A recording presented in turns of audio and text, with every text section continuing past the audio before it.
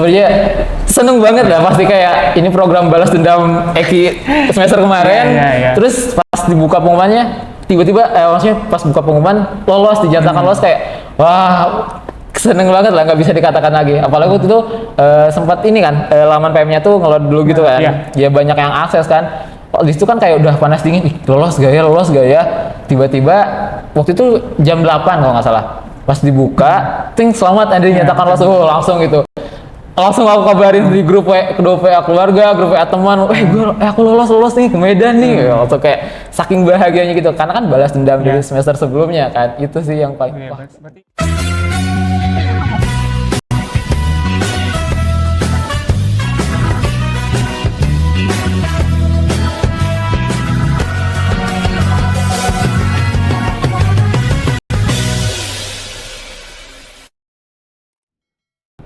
Halo Sobat Mutiara, kembali lagi dengan saya Xmin Manjayala di podcast USM Indonesia Podcast Cerdas Karakter.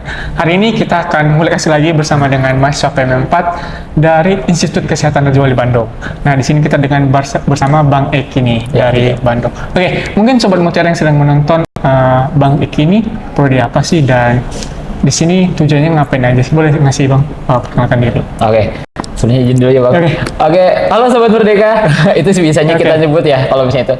Halo semuanya, saya Rizky Gustian, saya dari Institut Kesehatan Raja Wali. Saya mengambil prodi S1 Keperawatan semester 6 dan sekarang lagi menjalankan program pertukaran mahasiswa Merdeka 4 di USM Indonesia. Oke, Bang Eki dari Institut Kesehatan Raja Wali Bandung. Betul. Gimana nih Bang, kabarnya sehat?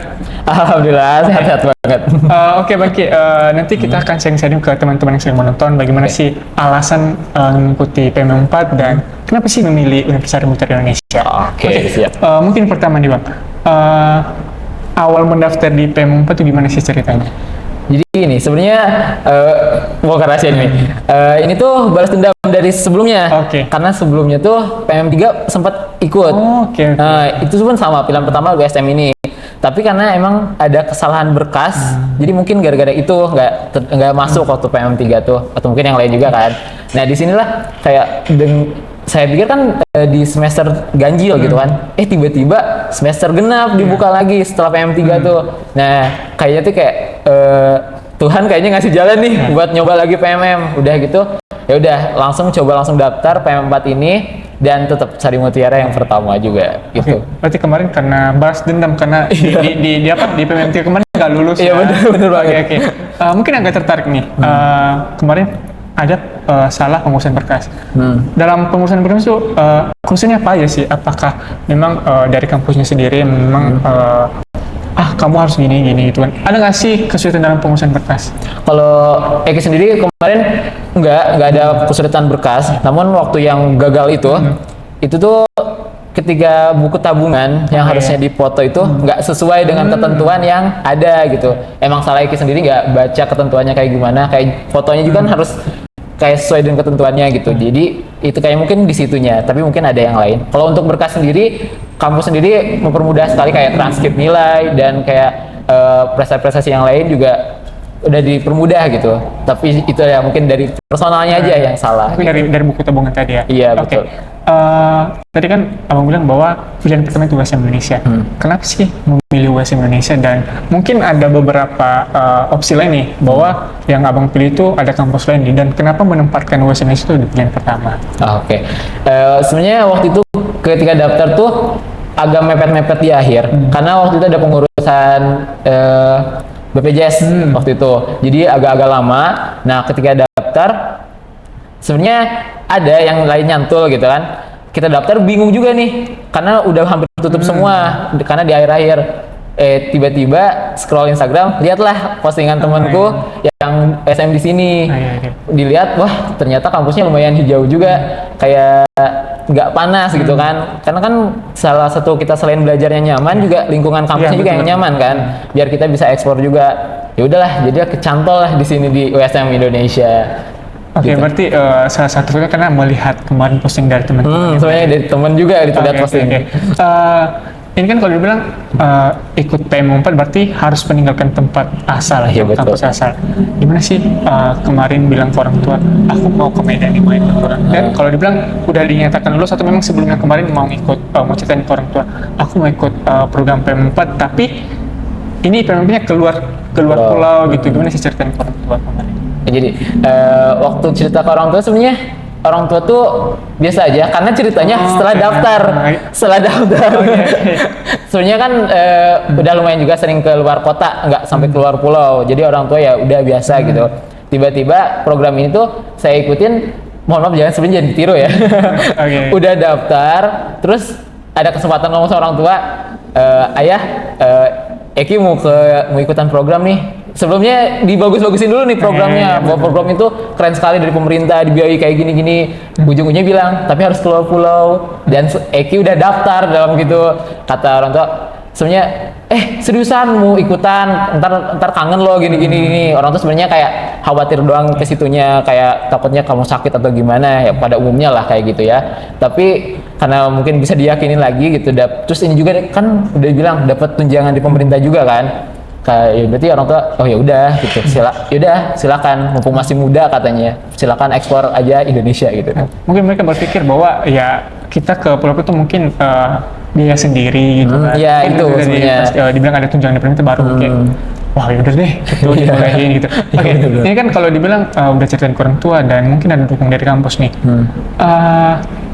Kalau dibilang ini udah lulus nih, kalau dibilang dari laman PM4 bahwa Eki udah nyatakan lulus nih, gimana sih perasaannya lulus PM4? Ya terutama di USM Indonesia. Sebenarnya seneng banget lah, pasti kayak ini program balas dendam Eki semester kemarin.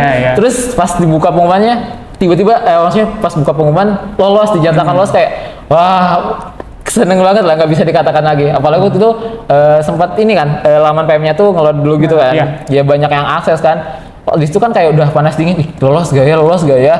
Tiba-tiba waktu itu jam 8 kalau nggak salah. Pas dibuka, selamat Anda dinyatakan lolos, langsung gitu.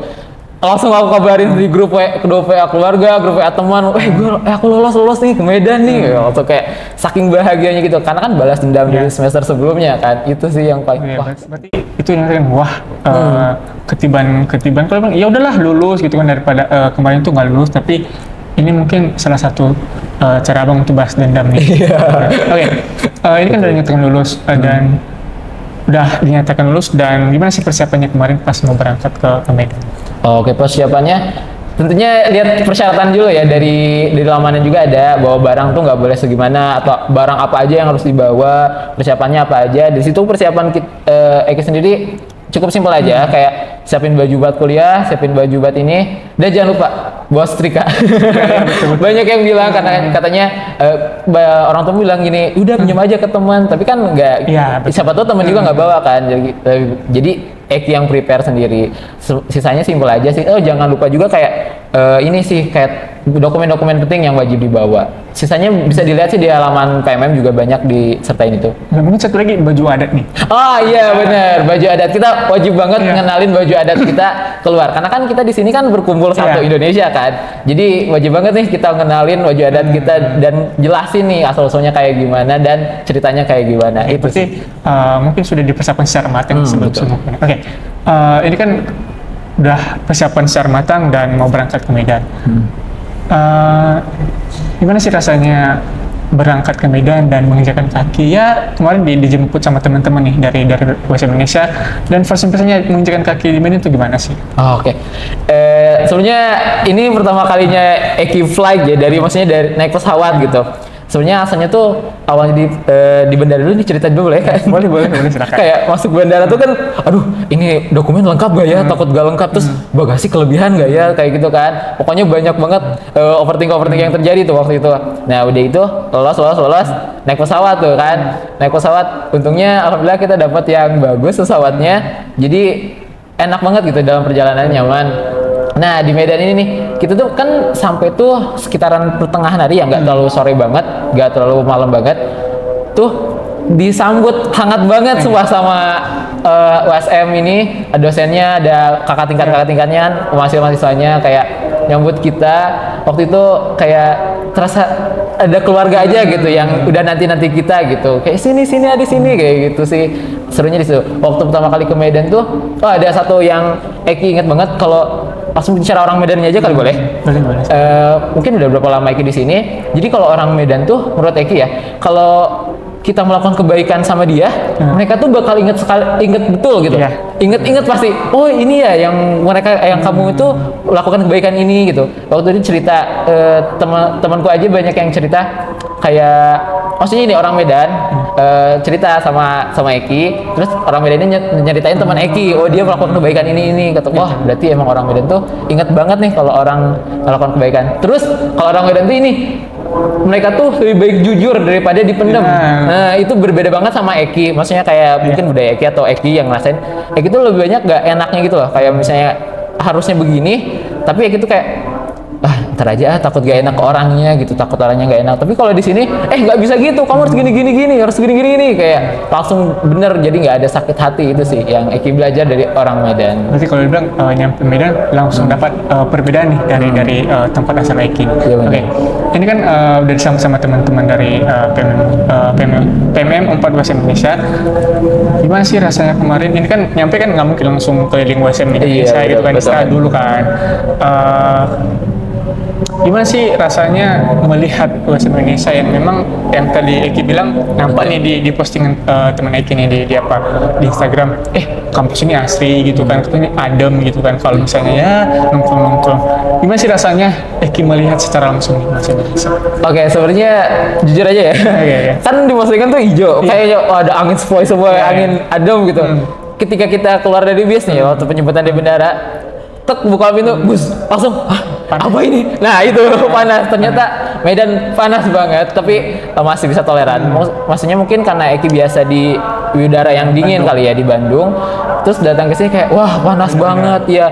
Pas keluar mall itu kayak langsung kayak di open gitu, wah panas. Langsung itu waktu itu kan langsung datang ke ruangan kan, jadi agak terobati. Nah besoknya lah, ketika kita diantar ke tempat kita tinggal, itu bawa koper habis perjalanan jauh langsung kayak keringat ya berceceran kayak gitu. Wah ternyata Medan sepanas ini. Tapi serius di WSM itu untung banyak pohon-pohon kan, jadi itu sangat membantu kita. Jadi kalau nongkrong kayak kerja kelompok atau apa itu masih ada angin yang segar dari pohonnya itu sendiri.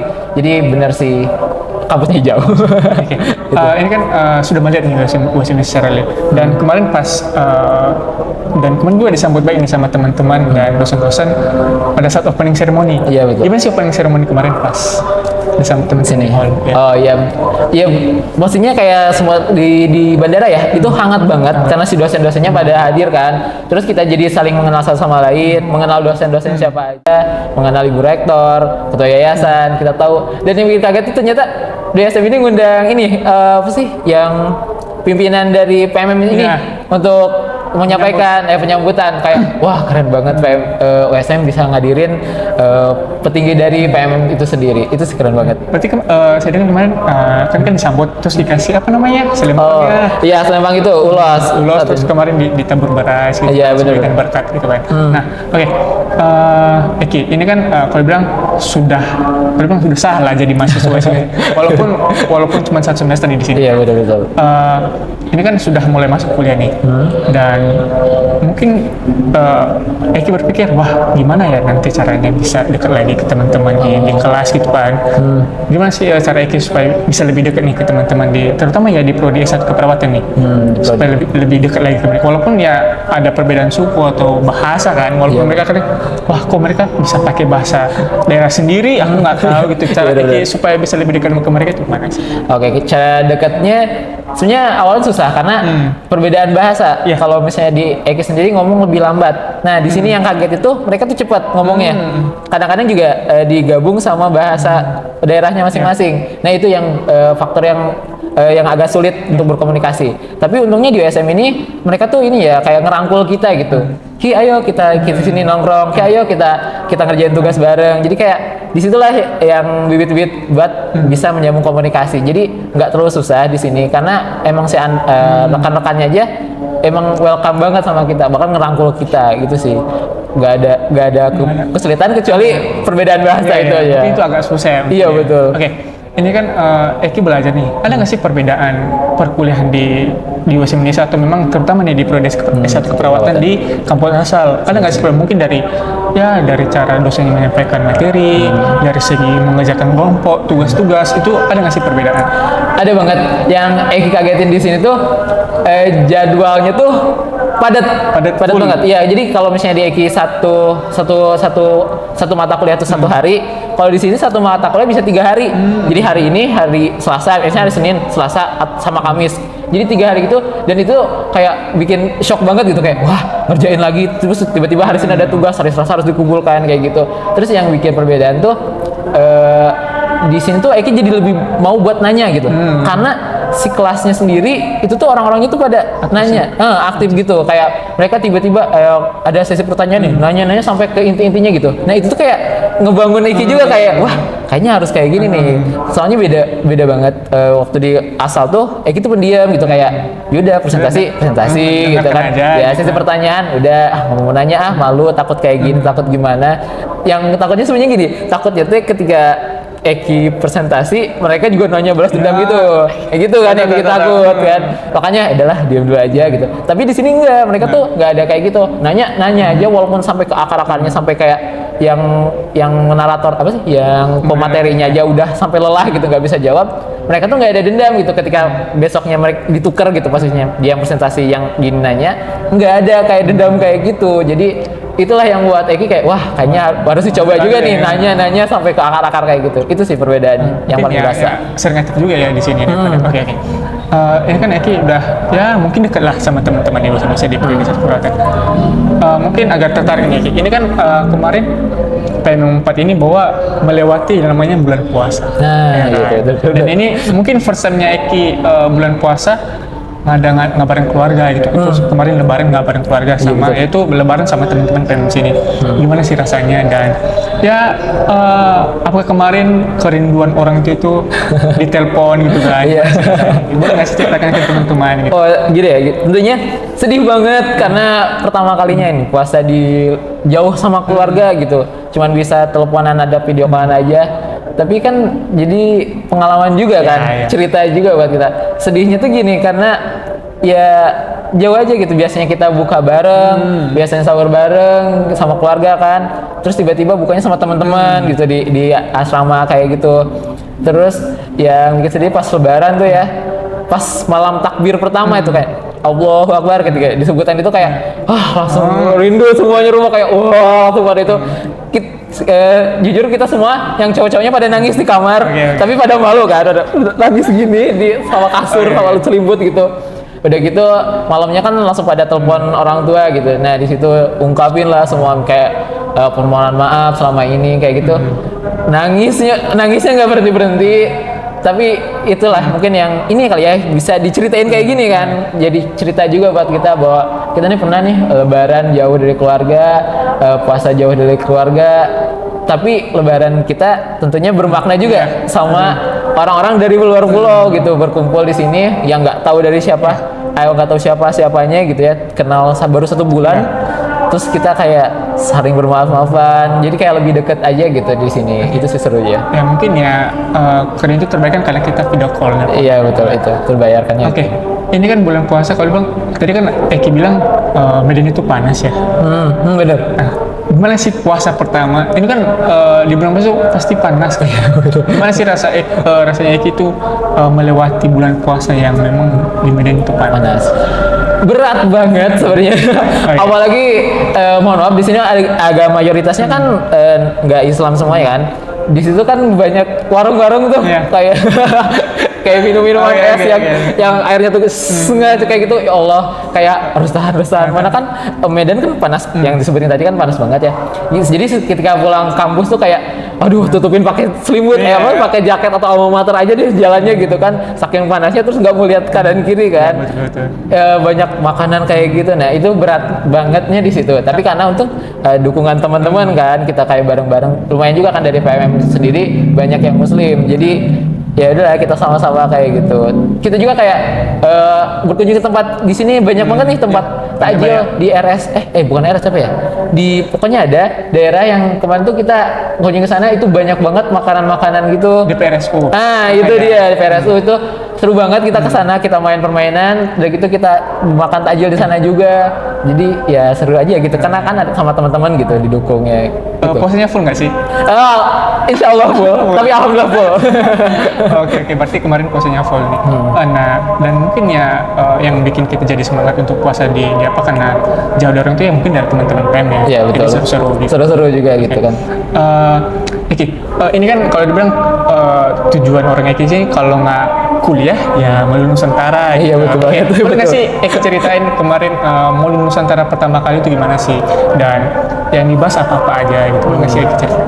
Oke, jadi modul Nusantara kita pertama tuh kita ngebahas tentang budaya yang ada di Medan ini, yaitu adat Batak kan. Nah ternyata Batak tuh nggak cuma satu, banyak juga ya Batak. Batak ini, Batak ini, Batak ini. Kebetulan kemarin kita bahas tentang Batak Simalungun.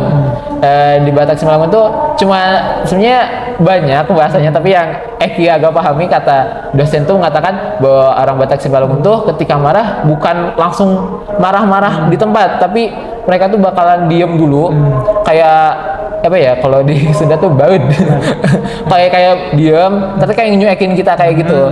Tetapi menurut Eki itu sih yang paling sakit, dicuekin kayak gitu. Ya itu sih yang Eki pelajari. Terus ternyata Nias juga beda dari Batak ya. Iya, baru tahu dikira Nias tuh masuk ke Batak, ternyata beda lagi. Dan masih banyak lagi sebenarnya, tapi yang Eki ingat itu Batak Simalungun itu. Selain mempelajari dari budaya Batak, ada nggak sih belajar yang lain? Oke, kita belajar modul Nusantara lain, kita kayak belajar tentang pencegahan apa ya? Ini apa sih namanya tuh yang Perundungan entah. Iya, perundungan, ada kekerasan seksual, juga kalau copy paste itu apa sih namanya?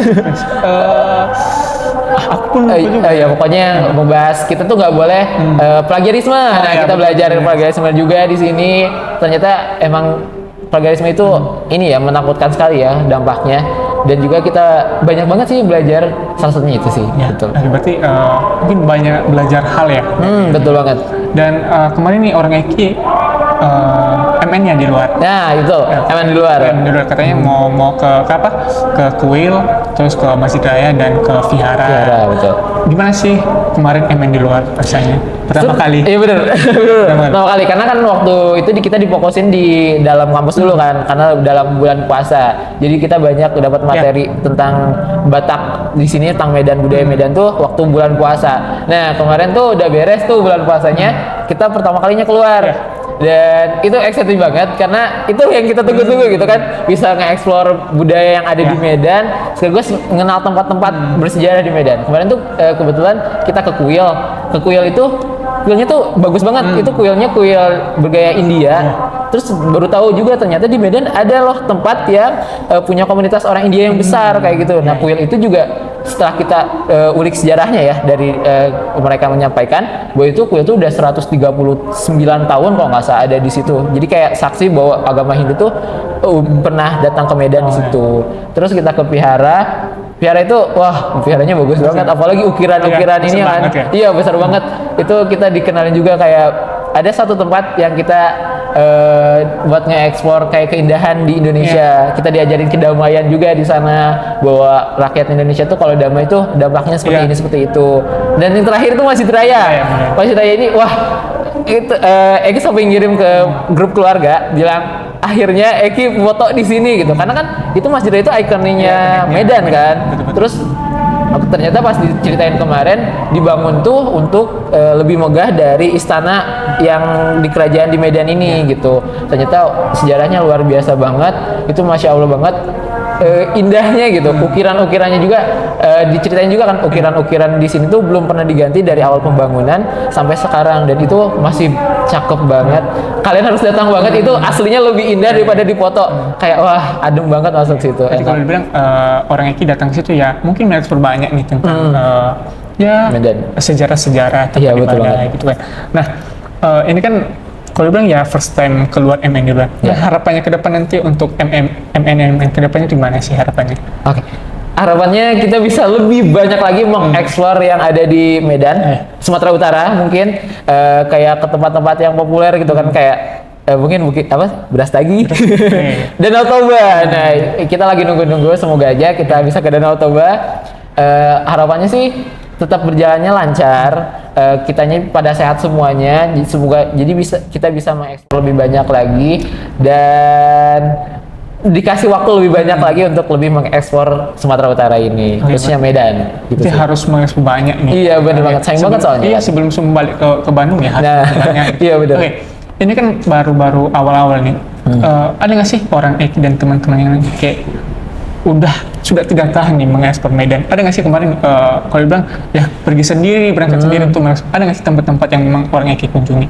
Kalau Eki sendiri masih daerah-daerah Medan aja, sekitar Medan gitu, karena jauh juga kalau jauh-jauh kampus masih agak belum melepas karena takut juga kan, soalnya tanggung jawab kampus kan. Jadi alhamdulillah masih bisa ngeksplor Medan dan itu pun luar biasa banget bisa eksplor Medan tuh. Jadi bener kayak kesempatan, sayang banget kalau nggak dieksplor gitu kan, karena kapan lagi kita keluar pulau dibiayain pemerintah dan sayang banget kalau nggak dimanfaatin buat ekspor daerah setempat gitu, apalagi dari makanannya, budayanya kayak gitu kan, itu sayang banget kalau nggak digunain. Ada nggak sih perbedaan? Kalau tadi kan Eki berbicara ada budaya, ada lingkungan, dan mungkin ada nggak sih yang memang Eki merasa wah ini beda kali, mungkin dari lingkungannya, dari lingkungan Medan, bahasa dan budaya nih dari Bandung gitu. Boleh kalau misalnya kita kaget di sini tuh lalu lintasnya. Banyak yang bilang gitu kan. Iya, kita mau nyebrang aja udah kayak taruhan banget nih, kayak wah harus bener-bener gitu. Sedangkan kalau di Bandung sendiri kan kita mau lewat tuh tinggal lambain tangan aja langsung mereka berhenti sendiri. Kalau di sini berhenti tapi sambil ke pinggir gitu kayak wow gitu kan. Kayak Eki tengah, ini mobil malah ke pinggir gitu, bukannya berhenti. Itu sih yang agak kaget di Medan tuh. Tapi sisanya overall pada seru sih. Kayak orang-orangnya juga kayak kalau kita bilang permisi Pak, mereka pada jawab iya silahkan kayak gitu. Itu sih cuman di lalu lintasnya aja yang kaget. Mungkin dan yang bedanya mungkin dari segi makanan ya. Nah makanan, iya benar. Beda banget kalau dari makanan. Kalau di Jawa itu kalau dibilang ya manis gitu kan. Benar. Medan mungkin agak-agak pedas lah. Nah itu dia waktu kita pertama kali kesini kan kita dikasih makan nih waktu pulang dari penjemputan bandara. Pas makan kelihatannya enak kayak wah gitu, pas astagfirullah gitu kan. Apa pedasnya gitu, karena pas ditanya emang iya katanya budaya di sini tuh pedas, kalau nggak pedas asin katanya gitu kan. Memang berbeda banget sama yang daerah Eki. Kalau daerah Eki tuh emang sering ke dominan agak manis, terus gurih-gurih gitu doang, nggak sampai asin gitu kan. Pedasnya juga nggak terlalu gitu. Ya itu sih yang bikin kagetnya ke makanan di sini. Oke. Makanan mungkin dari sekian Eki lama di sini, ada nggak sih makanan terfavorit Eki selama ini? Makanan terfavorit mie gomak. Itu dia nama kelompok Eki, mie gomak, karena waktu itu enak juga kan mie gomak tuh pakai kuah. Iya betul. Betul kan yang pakai kuah itu kan? Iya bener. Eki makan mie gomak, wah beda banget gitu. Karena ada sayurannya juga kan, jadi sehat gitu. Pokoknya itu aja, beda aja dari yang lain gitu. Itu enak banget sih mie gomak, harus coba kalian. Oke betul. Oke, mungkin selain makanan nih, ada nggak sih tempat yang memang ingin dikunjungi oleh Eki nih? Oke. Yang ingin dikunjungi tentunya Danau Toba. Ya. Kenapa? Karena Eki lihat juga banyak di internet di posting itu bahwa Danau Toba itu salah satu rekomendasi wisata yang ada di Indonesia. Bahkan dunia pun pernah mencatat merekomendasikan Danau Toba untuk dikunjungi. Jadi kesempatan Eki banget nih ada di Sumatera Utara, rugi banget dong kalau nggak nyobain Danau Toba. Tapi semoga bisa kesampaian ke Danau Toba itu. Mungkin itu salah satu wishlist. Ya wishlist di sini. Oke. Mungkin aku tertarik nih. Ini kan mungkin dari segi bicara Eki nih, wah Eki ini orangnya masih aktif. Oke. Eki di kampus asal ikut beberapa organisasi nggak sih? Atau misalnya UKM gitu? Eki sendiri kebetulan alhamdulillah ikut satu organisasi ini. Dan ini boleh sebutin nama gak sih? Boleh, silakan. Raja Wali Emergency Team. Wah sumpah cinta banget sama Raja Wali Emergency Team ini. Kayak sebelum berangkat sini kan kebetulan kita tuh kayak adain kegiatan dulu gitu kan, kayak makrab gitu. Nah di situ bener kerasa banget nih organisasi ini kayak keluarga kedua Eki di Raja Wali ini gitu. Mungkin Eki cuman itu aja sih yang ikutnya, cuman UKM itu aja, sisanya nggak ikutan. Tapi bener-bener yang ini Eki cinta banget pokoknya, kayak sayang banget kalau pas, tapi emang harus ganti jabatan juga kan, tahun ini udah beres. Berarti ya walaupun cuma satunya tapi aktif juga gitu. Iya, aktif juga alhamdulillah. Ada nggak sih Eki ngikut ini kan PM4 program dari pemerintah. Ada nggak sih ngikut program yang lain selain PM4? Program yang lain kebetulan belum. Belum ya? Mungkin yang MBKM gitu ya, karena jujur Eki tuh jarang mengakses informasi. Jadi Eki tahu tuh karena teman Eki daftar PM3 kemarin kan. Nah, Eki ikut di akhir itu kan cuma taunya PMM, ternyata MBKM tuh banyak, ada MSIB dan lain-lain, kampus mengajar. Sebenarnya pengen ikutan lagi setelah ini, tapi kebetulan karena Eki udah semester akhir, jadi harus fokus di kampus dulu. Itu sih sebenarnya. Berarti Eki ya mungkin termasuk salah satu mahasiswa aktif ya. Mungkin kesempatan kayak gini. Iya. Saya sini mungkin mau mengeksplor banyak lagi gitu. Iya, kan. iya. Nah, ini kan orang Eki tinggal di kos-kosan ya sama teman-teman. Iya betul, di kos. Mungkin ada nih cerita lucu di sana ke teman-teman. Pertama kali kan masih belum tahu nih teman-teman bahwa oh ini dari kampus lain, nggak mau lah dekat sama itu. Atau memang ada nggak sih cerita seru di kos-kosan itu, terutama di kos-kosan cowok? Cerita seru. Kebetulan kemarin banget nih kita bikin cerita seru, kayak kita tuh kan masing-masing ya sebenarnya dari kampus masing-masing. Terus ada juga yang tetap sama kampusnya gitu kan. Terus satu saat keluarlah kita nongkrong. Ketika kita nongkrong terus kita gabut kan. Waktu itu ujung-ujung bikin konten. Kan jarang banget kan kalau bisa cowok bikin konten, kayak aneh banget kan. Maksudnya menurut Eki sendiri gitu. Terus kemarin kita bikin konten seru-seruan dan ternyata itulah yang bikin kita lebih dekat lagi gitu kan. Dengan kita sering nongkrong bersama, sering bikin kegiatan bersama, dan terus harus banyak banget mengabadikan momen bersama, karena kita kan nggak tahu ya, bentar lagi kan kita mau pisah juga kan, jadi sayang banget untuk dikenal. Terus yang bikin lucu tuh itu aja, yang waktu Lebaran, yang besoknya Lebaran tuh mereka pada nangis di kamar gitu kan. Pada nangis di kamar, pas ketika diintip di kamar masing-masing kayak pada nangis kayak gitu. Itu sih yang bikin seru waktu kemarin gitu. Kalau dibilang ya muka gentleman tapi hatinya lagi gitu, betul banget. Nah, mungkin terakhir nih Ki, harapannya ke depannya untuk PM4 UAS Indonesia, dan mungkin pesan-pesan nih ke teman-teman yang sedang mengikuti PM4 di UAS Indonesia nih. Oke.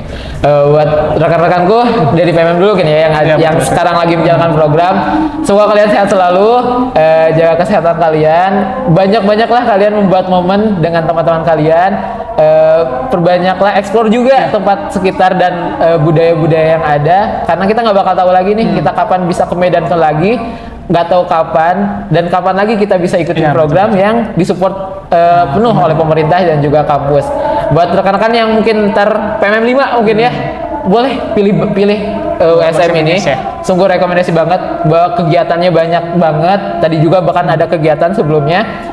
Terus rekan-rekannya pun sangat seru kali gitu, merangkul kita, dan budayanya kamu harus merasakan budaya Medan tuh kayak gimana. Karena kan kalau di luar sendiri kan stigmanya beda banget ya, kayak keras atau gini kayak gini. Ternyata ketika kau udah di Medan itu beda banget, kamu bakal kerasa. Harus wajib banget nyobain di sini gitu. Oke, Eki terima kasih telah datang ke podcast kita dan mungkin ngasih info dan berbagi pengalaman ke teman-teman sedang menonton. Barangkali nih dari teman-teman dari mungkin dari kampus Eki atau kampus lain sedang menonton, tertarik nih ke UAS Indonesia, ingin mengikuti PMM selanjutnya. Baik, sebelum bicara, demikian podcast kita pada hari ini. Saya Eksmin Manjela pamit dan Eki juga pamit. Sampai jumpa di podcast UAS Indonesia, podcast cerdas. Sampai jumpa.